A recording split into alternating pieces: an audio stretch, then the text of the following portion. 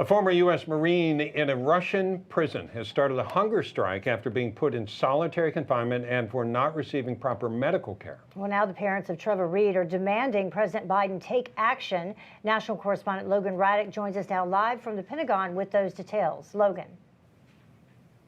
Well, Bob and Heather, Trevor Reed's parents came here all the way from Texas to make a statement. They say that Trevor's been exposed to tuberculosis in jail and that he wasn't tested for it in the prison hospital before being sent back to his cell. Now, Reed's been in a Russian jail since August of 2019. He was in prison while studying abroad and visiting his longtime girlfriend, who his parents credit as their biggest supporter.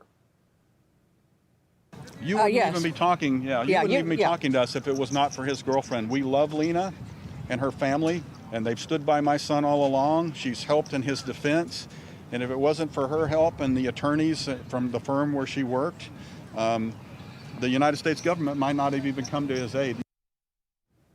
And the Reeds also have advocates in Congress, members of both parties, including their Senator John Cornyn, but none of those lawmakers have actually been able to speak directly with the president about Trevor's imprisonment. And here's what Senator Cornyn told our own Kilmeny Dukart.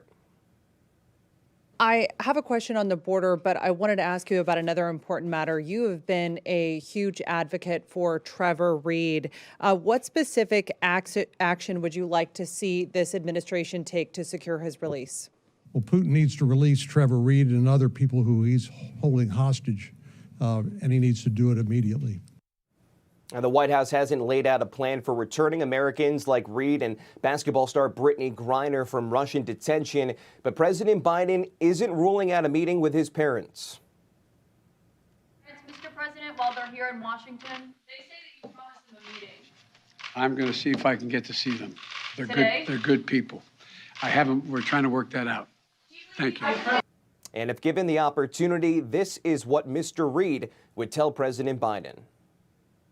Remind him that our son added time to his Marine Corps service so that he could be a presidential guard. He went through all types of special training and tedious duties so that he could be a guard at Camp David when President Biden was Vice President Biden, and that our son was willing to give his life for President Biden and his family. And his parents, the Reed parents, that is, they're hoping that the prior relationship with Trevor Reed protecting President Biden and his family will ultimately help the U.S. make that move to get him out of Russia.